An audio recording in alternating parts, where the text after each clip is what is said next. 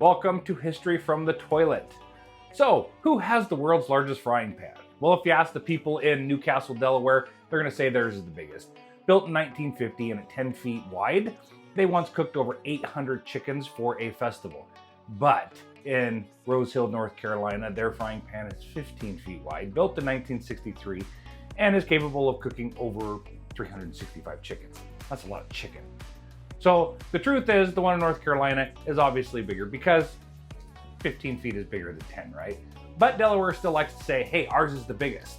So at the end of the day, both have very large frying pans and both are capable of cooking a lot of chicken. And there's your fun flush fact of the morning. Have a great day, everybody.